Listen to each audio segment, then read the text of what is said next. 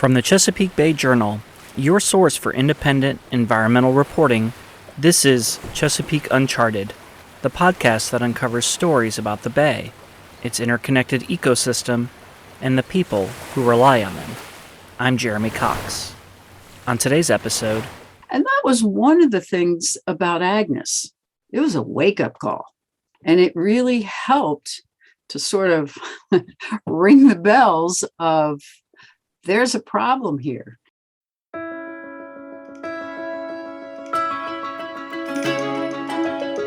A problem with the Chesapeake Bay.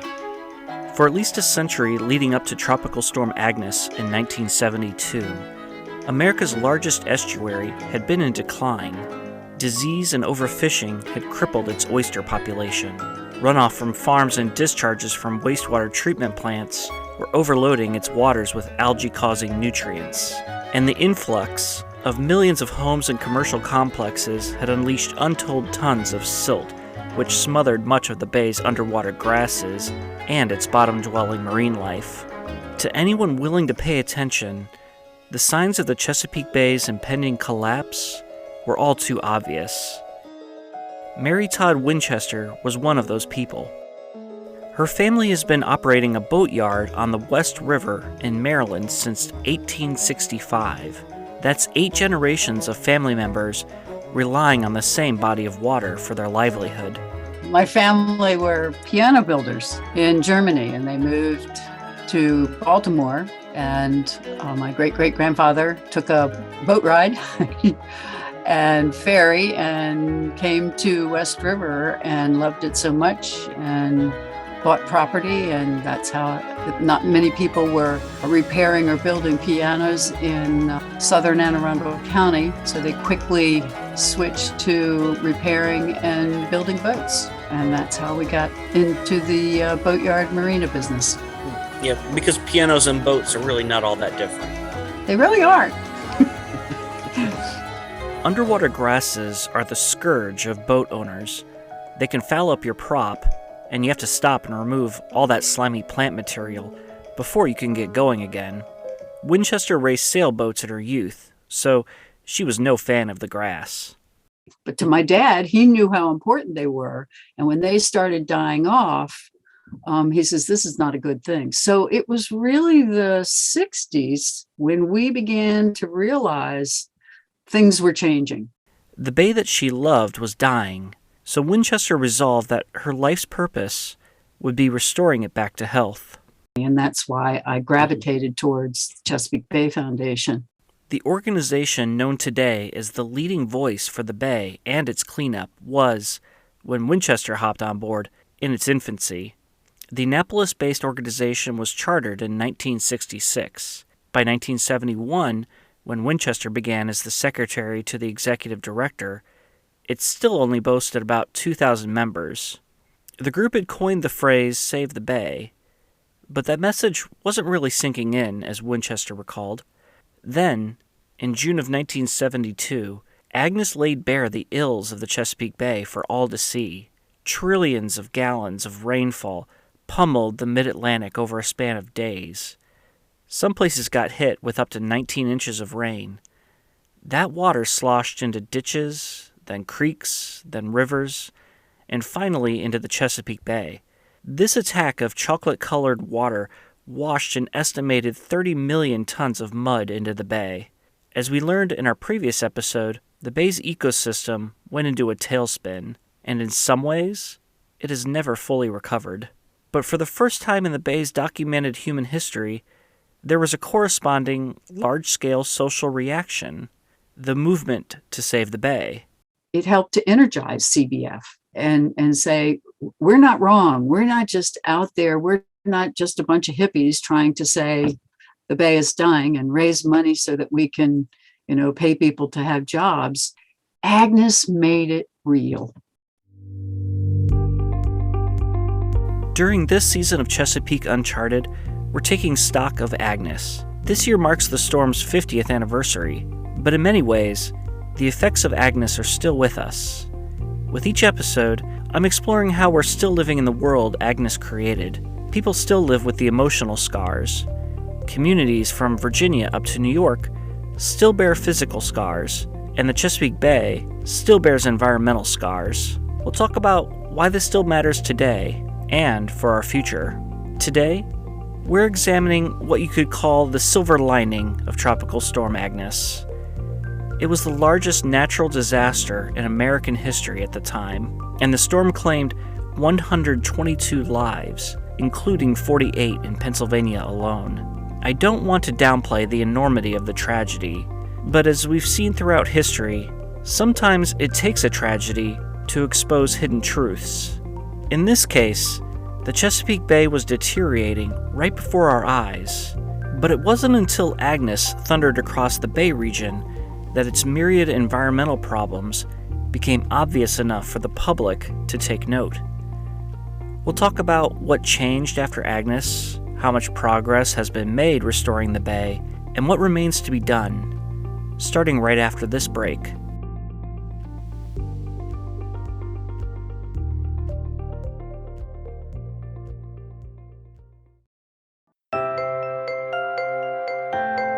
Chesapeake Uncharted is brought to you in part by Greenfin Studio, a marketing and communication firm focused on coastal, environmental, and social projects. They have helped hundreds of organizations engage new audiences and reach environmental goals. If your organization wants fresh ideas to expand your reach and deliver more effective messages, check them out at greenfinstudio.com.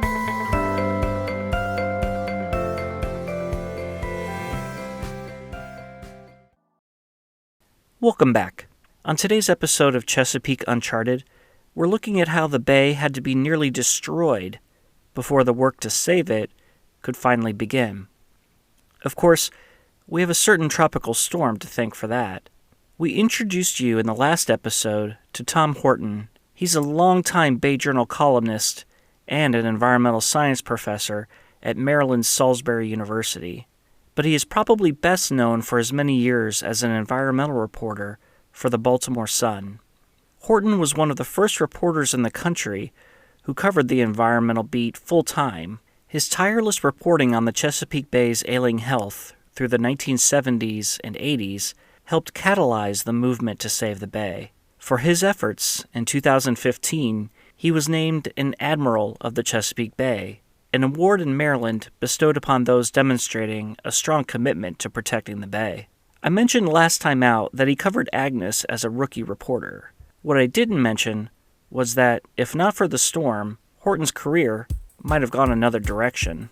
In 1972, when Tropical Storm Agnes hit, I had exited the U.S. Army and taken a job as a young reporter who knew virtually nothing about journalism for the Baltimore Sun. I was assigned to do what turned out to be a raft of front-page stories when Agnes hit, not because of my experience, but because I had a big pickup truck. Pickup trucks were not that common in Baltimore in the 70s, and I could get through a lot of flooded places that the Sun's cars could not. From there, he basically kept following the story of Agnes wherever it led, and it led straight down the Susquehanna River, out of its mouth, and into the grayish-blue waters of the bay. I think when I became their full-time environmental reporter in '74, there were maybe 5 or 6 papers in the country that had full-time environment reporters, but I didn't really think about it much at the time. But I would do, quote, environmental stories every chance I got because I liked getting out around the bay. No doubt about it, Horton says. Tropical Storm Agnes was a seminal event in the history of the Chesapeake Bay. Something in the public sphere finally snapped into place. There was a collective realization that the bay was in trouble, but he stressed to me that the Chesapeake's problems predated Agnes by many years. The bay of his youth was, in fact, no Eden. When I was the age of the students I'm teaching now, you had raw sewage running out. I'd go fishing sometimes after a big rainstorm up in Marshy Hope Creek where I grew up on the Nanticoke. And I mean, you'd hook a lot of fish. You'd also hook condoms, solid fecal matter. It was all out there mixing together. My dad's chicken plant would pour feet and feathers and blood and guts in the river. The tomato cannery, would pour tomato peels in there. That was the way it was. So visually, things could look like hell back then. Then along came Agnes, and all those insults to the environment, the paving, the industrial dumping, the overload of fertilizers, they all united into a giant knockout for the Chesapeake Bay. What happened was Agnes won. Its scope was the thing. It was raining over a large percentage of the whole 6-state, 64,000 square mile watershed. You had historic floods on the James in Richmond, on the Potomac in D.C., on the Susquehanna in Pennsylvania. I mean, all of the big rivers going off at once. That's just unheard of. When Horton finally got out on a boat, he could see how the storm had transformed the bay. The water was so brown you couldn't see anything. I mean, it was about the transparency of a copper penny, I remember thinking. Not real transparent, just opaque, solid brown or copper colored. A lot of bad stuff floating out there. Now the bay watershed's issues were out in the open. But who would give voice to this emerging cause? As Horton recalls, it was predominantly women. A lot of women who had college degrees, sometimes advanced degrees, but like a lot of women of the 50s and 60s had stayed home and raised kids. Their husbands had the career, and their kids raised, they were putting 60, 70, 80 hours a week volunteer into environment, and those were a lot of my sort of mentors, those ladies, and a few men coming up in the 70s. Mary Todd Winchester mostly fit that description. She had gotten married in 1969 and had her first child a year later.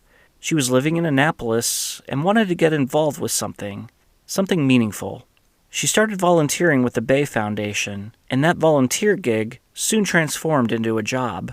She said that in the wake of Agnes, the scientists on the foundation's board were eager to get out on the water to study the impacts to the bay. You could hear them, we've got to work together on this, we've got to study this, we've got to figure out what it's doing and what the outcome is likely to be. I promised you silver linings. This was one of them. Agnes pulled together the Bay region's scientific community, government officials, and environmental advocates like nothing before it had. It's a terrible thing to say, but it was great that that was happening because everyone began to realize how important it was for Pennsylvania, Maryland, and Virginia to be working together on the Bay issues. And that was a big problem that CBF had then and had for some time, is getting the states and the federal government to realize how important that was.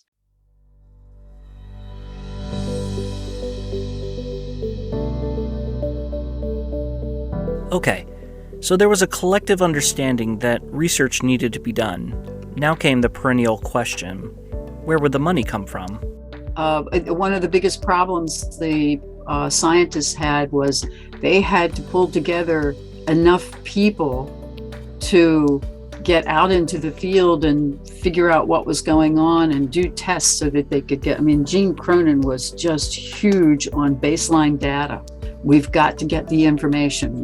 We can't just say, oh, this is what happened. And so they had to scramble. They needed equipment, they needed people, and they didn't have the money. And they just said, let's just hope the money comes.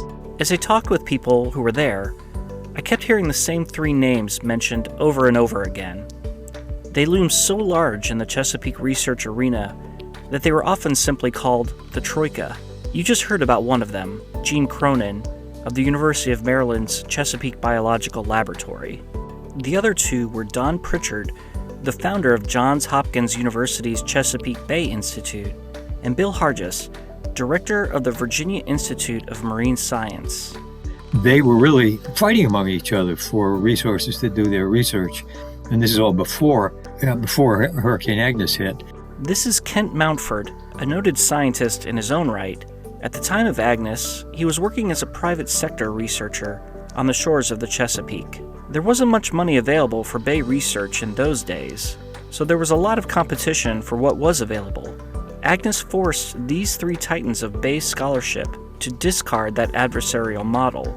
Mountford said. They finally decided they would work as a group and share the funds and, do things more cooperatively. And that's where CRC, the Research Consortium, came from.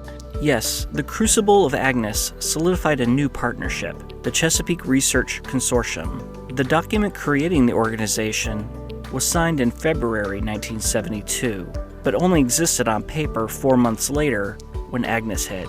Although the research funding wasn't immediately forthcoming, these scientists ventured out to study the aftermath of the storm anyway.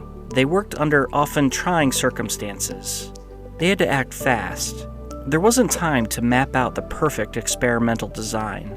They sometimes ran short of containers to collect samples. They usually couldn't hand off tasks to clerks and technicians. Those positions didn't exist yet. The result, though, was a peer-reviewed, book-length examination of everything from blue crabs to shoreline erosion. These days, when it comes to the turning point in the movement to revive the Chesapeake Bay, most observers point to the 5-year study that was released in the early 1980s. And they're right, it was a huge deal. You can draw a straight line from that study to the 1983 signing of the first Bay Agreement, which launched the federal and multi-state partnership that oversees the restoration to this day. But let's go back to 1972. Aside from shellfish and fish monitoring, there were no regular scientific surveys conducted within the Bay watershed.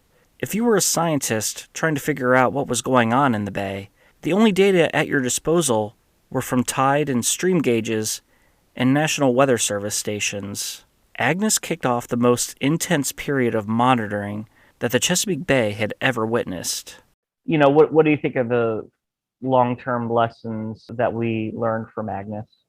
Well, value of a really sound monitoring program. Cronin, even while we were still on the wrong side of the coin with him, he said to me, you need to have at least a dozen stations in that bay. You never stop sampling. It's so important to keep your finger on the pulse. You can tell when problems are coming. You can tell whether you're making progress, and it's pretty slow in the Chesapeake. 50 years later, the Chesapeake Research Consortium is still going strong, and monitoring takes place in just about every way you can imagine, from satellites in space to dredges scraping the muck on the bottom. And it's no longer restricted to people with advanced academic degrees. Environmental groups have trained armies of volunteers to grab water samples and take all kinds of readings. And yet, all the data in the world won't do you any good if the public isn't interested. How did Agnes change the way regular folks thought about the Chesapeake Bay? We'll talk about that after this last break.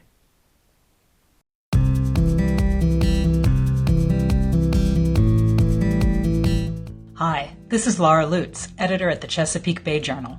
I hope you're enjoying our podcast, and I'd like to invite you to join the community of Bay Journal readers. If you care about climate change, wildlife, clean air, healthy communities, and of course the Bay and its rivers, you'll find news you can use at the Bay Journal, along with some great ideas for outdoor travel.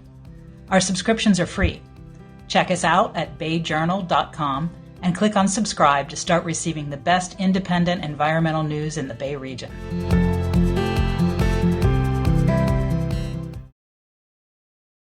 Hello again. With this episode of Chesapeake Uncharted, we're looking at how Tropical Storm Agnes altered people's perception of the Bay. There was something fortuitous about the timing of Agnes. Societal conditions were ripe for a different kind of response after Agnes. The first Earth Day had been celebrated in 1970. Later that year, the U.S. Environmental Protection Agency was created, and the following year saw the debut of the so-called Crying Indian TV ad, a melodramatic but important plea for Americans to respect nature. People had been primed to expect more from their leaders. Putting things back the way they were after the storm would apply to not only homes, roads, and sewers, but also the environment. Nature was now part of our shared infrastructure.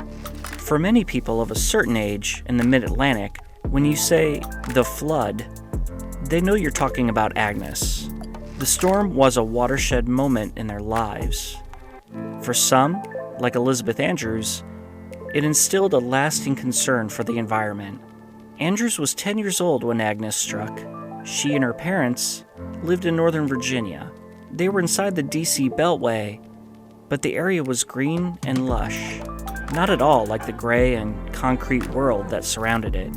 We backed up across the stream. There was a horse farm, so quite a bit of acreage and a nice barn and horses, a very idyllic, bucolic view. And we had about an acre, and it was an undulating kind of a hilly terraced yard. And the people who lived there before us had put in some beautiful gardens.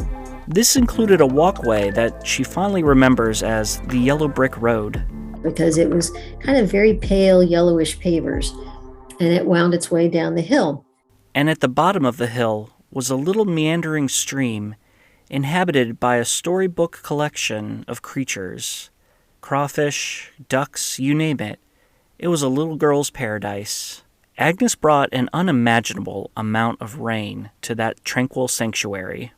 And I remember my sister and I and two neighbor girls walked down the Yellow Brick Road to the point where it turned at the crest of a hill. And we looked down on these floodwaters that had come up in the yard, halfway up these hills. And we couldn't believe it. It's because the stream had overflowed so much. And when it left, the fence that was along the left side of our yard was completely filled with trash. I remember that was remarkable to me. Andrews never dreamed there could be so much trash in one place. What happened next, though, was worse in her mind. The thing I remember the most that was most invasive, which was the county decided that they had to stabilize the stream. So they came through with a bulldozer and they straightened it, and they put huge chunks of broken concrete culverts in the bank to help stabilize it. And so that was not only really ugly to look at, it went from this beautiful, green stream to having these chunks of concrete on the bank. The crawfish never returned. The ducks that fed on the crawfish never returned. Paradise was truly lost. And so I saw at a really young age a remarkable change in the little mini ecosystem that we had there. This was life-changing stuff for a 10-year-old. Andrews said she already possessed a deep appreciation for nature by that time. Her grandmother planted the seed by painting nature landscapes and taking her on walks in the woods, ticking off the names of the plants and flowers as they went along. I would say it was a combination of the importance of our natural world that she instilled in me, the love of it, and then to see it changed by Agnes. Mm-hmm. Both of those together would be what inspired me, I think, to want to go into environmental law. Today, Andrews is the director of the Virginia Coastal Policy Center at William and Mary Law School in Virginia. Her fingerprints are all over the state's environmental regulations and the Bay restoration. She serves on the Bay Program's Climate Resiliency Work Group and on a committee that advises on groundwater issues in Eastern Virginia. In a small way, Agnes was the inspiration. Andrews isn't alone. Not everyone who advocates for restoring the Bay is old enough to remember Tropical Storm Agnes, but they could look, even years later, even up to today, and see for themselves the damage that it caused to the estuary's ecosystem. This is the other long shadow of Agnes, the army it inspired. The Chesapeake Bay Foundation has grown to 200 employees and 300,000 members, and there are scores of other groups working either directly on behalf of the Bay or on general environmental causes in the Bay region. Each day, they fight battles big and small to preserve or even actively restore nature. I could spotlight any number of causes and show you how they relate back to Agnes, but there is one issue that burns almost as hot today as it did during those precarious days in June 1972. I traveled to a landmark about 40 miles northeast of Baltimore to get a first-hand look at it.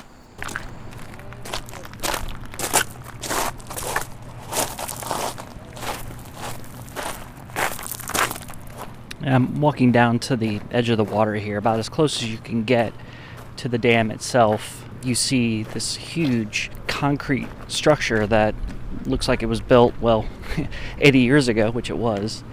It stretches the entire width of the river, and you see this foamy white water coming out from one end.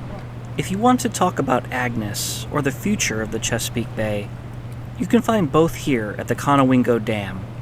The hydroelectric facility impedes the path of the Susquehanna River, the largest source of fresh water to the bay.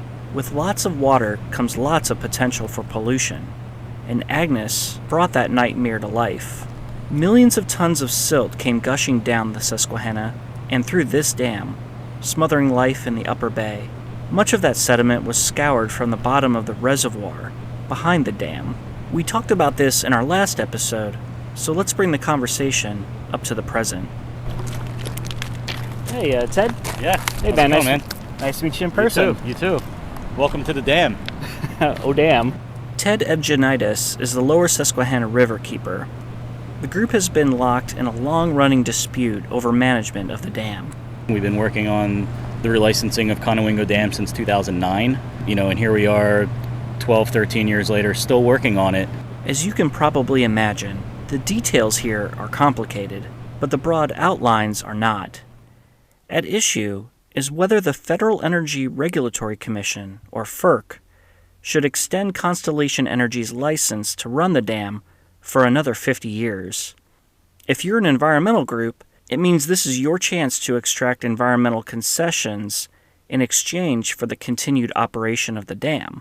You won't get another chance like this for another half-century. Groups like the Lower Susquehanna River Keeper have several qualms about the license's provisions.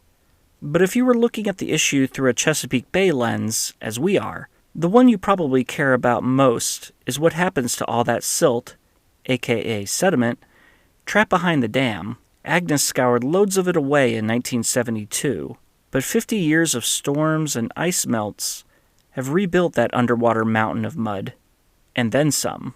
So this dam is now stockpiling nutrients and sediments and pollutants behind it at a level that supersedes what was there during Hurricane Agnes. So they call what's happening right now dynamic equilibrium, which means that there's no more trapping capacity left behind this dam. So when we see, frequent storm events and when river flow increases, what's happening here is scour. So everything that's behind the dam and all those sediments are now being scoured, and they always did. But now what's happening is it takes a lot less volume of water to create scour. Meteorologists estimated that a flood like Agnes has a chance of happening once every 100 or 200 years in the Bay region. That doesn't mean we're safe until the 100th anniversary of Agnes, though. It means that this kind of storm has between 0.5% and a 1% chance of happening in any given year. Much depends on the outcome of the relicensing saga because of two big factors, Evgenides said. One, there's even more sediment crowded behind the dam than in Agnes's day. And two, climate change is increasing the frequency of such storms. The probability of us getting another 100-year, 200-year storm event is quite high. It's going to happen. So when that storm does happen and it takes over this region like Agnes did, forget it. What happened during Agnes is going to be multiplied and pick a factor, because in my opinion the Chesapeake Bay is absolutely it's dead, more so than what happened during Agnes, just because of the surge of fresh water plus what's coming out behind these lower Susquehanna River dams, including Conowingo. With all the parties involved, the environmental groups, the dam's owners, the state of Maryland, the federal government, the relicensing story has had a lot of twists and turns.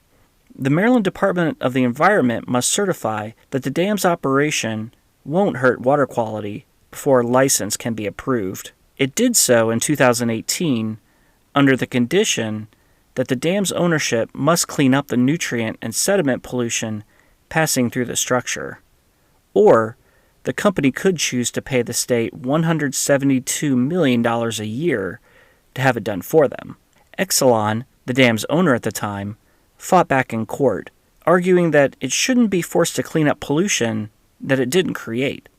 An out-of-court settlement resulted in 2019, in which the company vowed to spend $200 million over 50 years on a long list of environmental projects. In 2021, FERC signed off on the deal. Now, environmentalists have brought the case back to court. Maryland originally prescribed $172 million per year every year for 50 years, $8.6 billion. What's now currently in the license agreement is nowhere near that. We're talking less than 1%.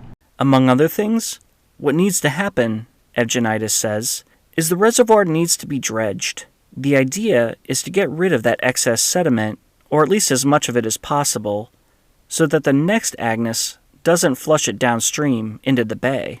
But some environmentalists are against dredging. They say it's better to reduce the flow of nutrients flowing downstream from farther up in the watershed. There's also evidence that the types of nutrients stored behind the dam pose less of a threat to downstream water quality. Those nutrients aren't as bioavailable to algae, the culprits that cause oxygen-starved dead zones. It's the nutrients running off the land farther up in the watershed we need to be more concerned about, according to this vein of research. Those nutrients are more apt to become algae food. Hey, I promised that this part of the story would be complicated. Well, as of this recording, the Riverkeeper's court challenge is still pending.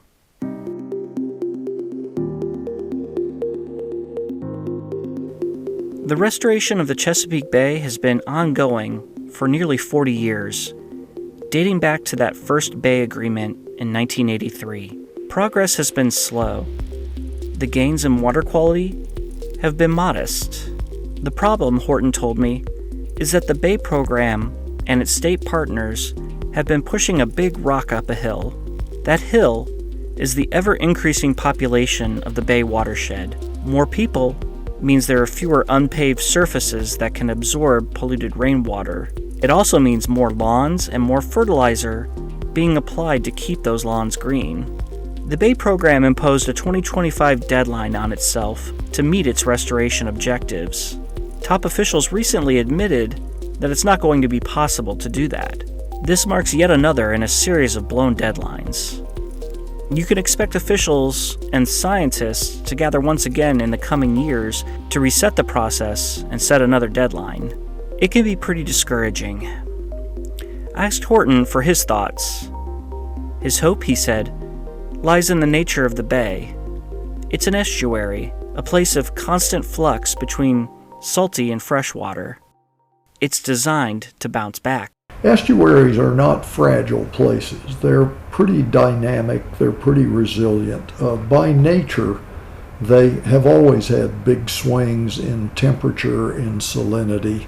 It's certainly one of the reasons I'm hopeful about the Chesapeake is the nature of estuaries. Mm. You know, it's Not because we're so great as a species. Well, we're pretty great. I mean, we have the potential to be pretty great, I guess. It would help if there weren't quite so many of us around with the potential to be pretty great. We wouldn't have to be as great.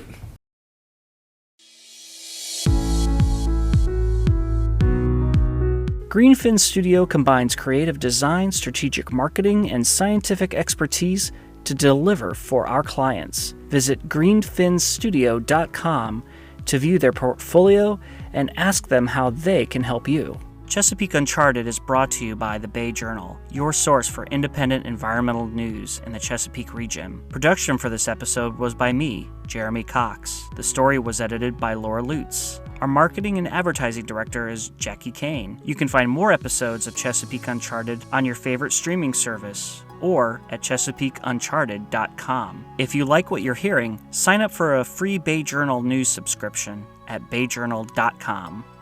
Until next time, this has been Jeremy Cox. Take care.